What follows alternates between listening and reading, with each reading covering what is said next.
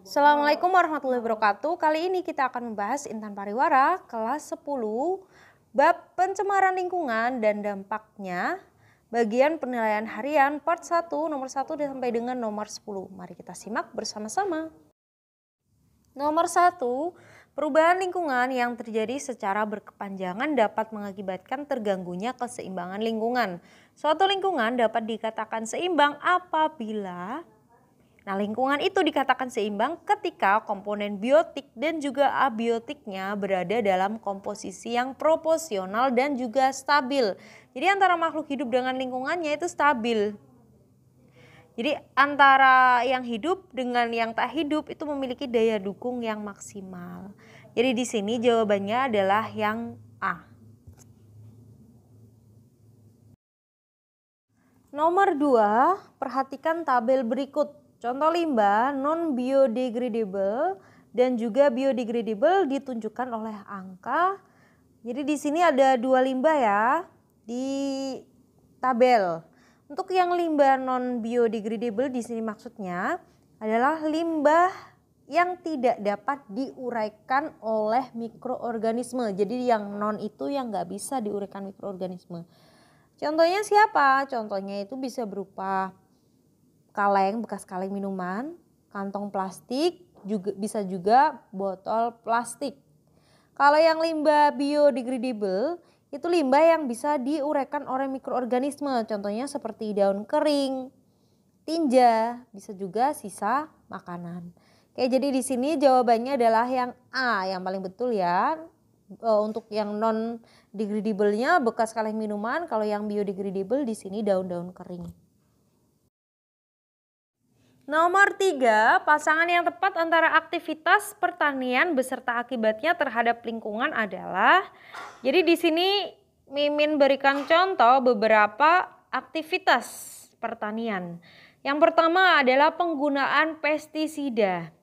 Nah, penggunaan pestisida itu bisa menyebabkan resistensi terhadap hama atau resisten istilahnya. Jadi hama yang biasanya cepat mati ketika diberi pestisida, lama-lama dia akan lebih kebal, itu namanya resisten.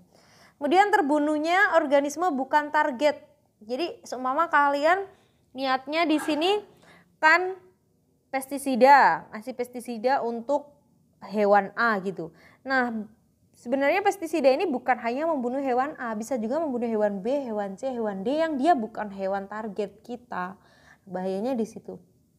Selain itu pestisida juga bisa menyebabkan pencemaran air. Yang kedua, penggunaan pupuk anorganik yang berlebihan. Nah, boleh pupuk tapi jangan berlebihan. Kenapa? Karena akan mengganggu penyerapan air oleh akar dan bisa menyebabkan eutrofikasi. Ingat eutrofikasi? Eutrofikasi itu apa? Eutrofikasi itu meledaknya populasi tumbuhan gulma, contohnya seperti enceng gondok. Yang ketiga, penanaman sistem monokultur. Nah, ini bisa mengurangi keanekaragaman makhluk hidup. Kenapa? Kalau monokultur berarti hanya menanam satu jenis tanaman saja. Oke, jadi di sini jawaban yang paling tepat adalah yang A, penggunaan pestisida tadi yang bisa akibatnya mempengaruhi terbunuhnya organisme non-target. Lanjut ke nomor 4, pencemaran biologis dapat disebabkan oleh bakteri, virus, atau parasit penyebab penyakit. Contoh bakteri penyebab pencemaran biologis adalah, pencemaran biologis tadi kan banyak nih, bisa juga dari protozoa, cacing parasit, dan lain-lain. Nah, contoh bakteri yang bisa menyebabkan pencemaran biologis itu adalah yang pertama, bakteri E. coli, ini bisa menyebabkan diare. Kemudian ada Entomobacoli, nah ini juga menyebabkan ambiensis. Ada juga Salmonella typhosa, nah ini berarti dia menyebabkan penyakit tifoid. Oke, jadi di sini yang paling tepat adalah yang C. Nomor 5, data yang dihimpun oleh Badan Meteorologi, Klimatologi, dan Geofisika Republik Indonesia pada Juni 2021 menunjukkan bahwa hujan yang turun di sebagian besar wilayah Indonesia memiliki pH di bawah 5,6. Kondisi tersebut menunjukkan adanya perubahan lingkungan yang disebabkan oleh Jadi kalau hujannya pH-nya itu kurang dari 7 menunjukkan bahwa kondisinya asam. Nah, air hujan dengan kondisi asam seperti ini disebut dengan hujan asam. Penyebabnya karena apa? Karena adanya pencemaran gas nitrogen oksida di udara. Gas nitrogen oksida di udara ini disebabkan karena adanya aktivitas industri, kemudian bisa juga dari produksi energi, pembakaran sampah, serta pembakaran arang dan juga bensin.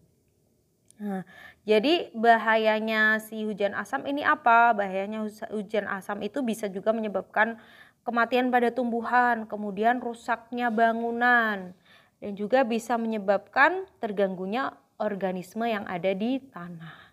Oke, jadi di sini jawabannya adalah yang D, meningkatnya kadar nitrogen oksida di udara akibat kegiatan industri.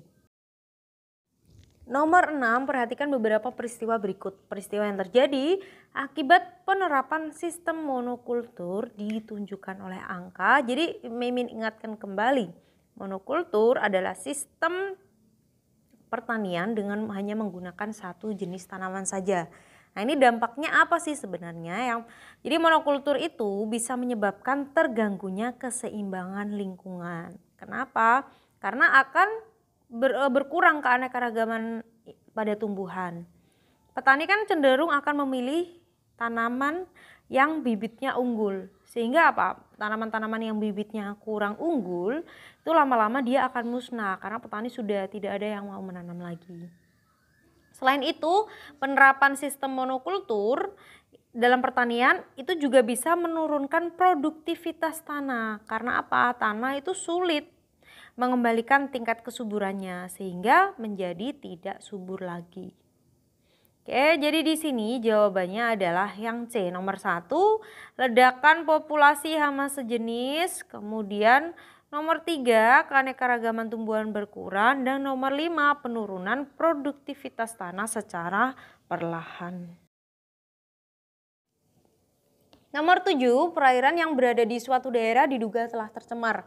Oleh karena itu diperlukan uji kualitas air untuk membuktikan dugaan tersebut. Hasil uji kualitas air yang menunjukkan bahwa telah terjadi pencemaran di daerah air tersebut adalah, jadi untuk uji kualitas air itu bisa menggunakan beberapa parameter, ada fisika, kimia, dan juga biologis. Nah, untuk fisik atau fisika ini bisa dilihat dari tampilan fisik airnya, mulai dari warnanya, baunya, dan juga rasanya. Kemudian untuk yang kimia itu bisa menguji kadar BOD, COD, dan juga DO. Jadi makin tinggi kadar BOD suatu perairan, maka pencemarannya semakin tinggi. Batas maksimum BOD itu sebesar 150 mg atau 150 ppm. Ingat ya, BOD mentoknya 150. Kemudian COD, semakin tinggi kadar COD maka pencemarannya semakin tinggi. Maksimal berapa? 300 ppm atau 300 mg. Kalau DO di sini semakin tinggi nilai DO berarti pencemaran airnya semakin rendah. Atau semakin kecil nilai DO, pencemarannya semakin tinggi. Kalau pH-nya berapa? pH itu yang bagus sekitar 6,5 sampai dengan 7,5. Dan untuk yang parameter kimia, berarti kalau air yang tidak tercemar, tentu saja di dalamnya tidak ada yang namanya logam berat. Logam berat seperti apa? Hg, Pb, As, Cr, dan lain-lain ya.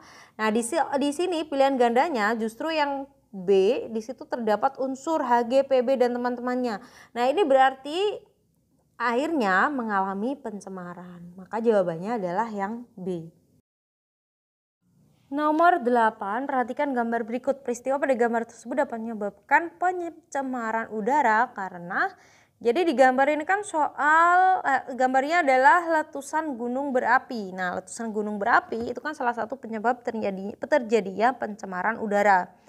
Kenapa? Karena gas buangan dari letusan gunung berapi salah satunya adalah oksida sulfur.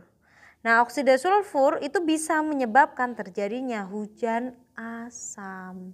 Nah, hujan asam tadi bahayanya apa? Bisa merusak tumbuhan, peralatan seperti logam, bisa juga bahaya bagi kondisi tanah, biota yang bukan biota ya, mikroorganisme yang ada di dalam tanah. Jadi di sini jawabannya adalah yang C.